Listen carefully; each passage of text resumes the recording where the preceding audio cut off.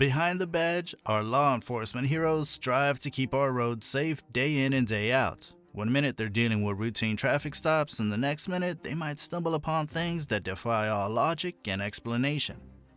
Our story reveals around an unsuspecting police officer who was conducting a routine traffic stop. Little did anyone know this seemingly ordinary situation was about to take an unexpected and bone-chilling turn. Join us as we delve into the horrific details of this unbelievable story. It's July 29th, 2020, and a cop pulls over a car for speeding. What seems like a routine traffic stop turns into something more serious in a matter of minutes. The police officer doesn't think much of the situation and approaches the car, unaware of the eerie secrets it holds. The driver, an 18-year-old named Mitchell, is asked to step out of the car. When the trooper asks for his driver's license, Mitchell denies having one, setting off alarm bells for the officer. Driving without a license is enough for the trooper to charge Mitchell $500 and sentence him to 6 months in jail. However, something else catches the trooper's attention, indicating that this traffic stop is far from ordinary. Trust me, Mitchell won't be going back with just a speeding ticket after this. As the officer approaches the car, he's hit with a pungent smell of marijuana, raising suspicion about Mitchell's activities. But before the trooper can question him, he notices something peculiar about Mitchell's behavior. The young man is visibly nervous, hinting at a deeper secret he may be hiding. Desperate for answers, the trooper repeatedly asks Mitchell about his address and destination. However, Mitchell remains tight-lipped, refusing to divulge any information. Realizing that there may be more to this case than meets the eye, the cop requests Mitchell's consent to search the vehicle, to which he reluctantly agrees. As the trooper approaches the driver's side of the car, he notices something shocking that sends shivers down his spine: bullet holes on the car's exterior. Dumbfounded by this discovery, the trooper questions Mitchell about the incident and the car's condition. The young man remains silent, claiming his brother had given him the car. The cop knows that this is no ordinary situation and promptly calls for backup, suspecting foul play. Furthermore, he discovers that Mitchell's claimed address doesn't match the information on file, and the car is registered to someone with a completely different surname.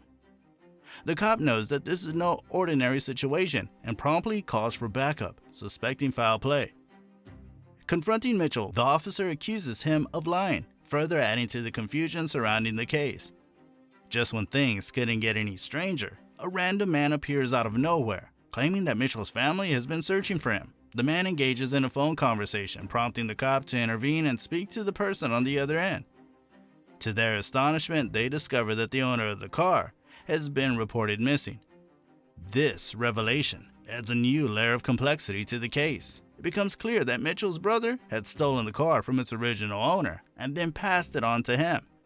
Yet, the presence of bullet holes on the car remains a mystery, leaving the officers perplexed. Through further investigation and phone calls, the true owner of the car is revealed to be Michael Robinson Jr., the supposed brother of Mitchell. However, the question still lingers: who does the car truly belong to?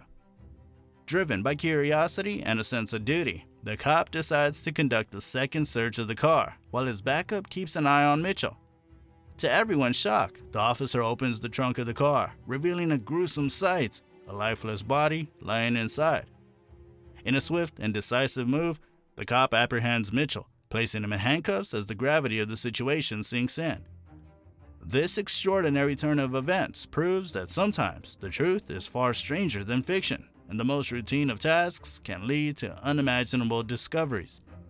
Mitchell was taken to the Franklin Parish Sheriff's Office for questioning.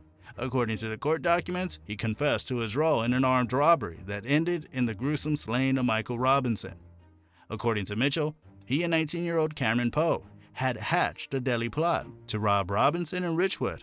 Mitchell claims that Powell pulled the trigger multiple times with a handgun during the robbery, gunning Robinson down in cold blood. Mitchell also stated that he and Poe dumped the body in the back of Robinson's car.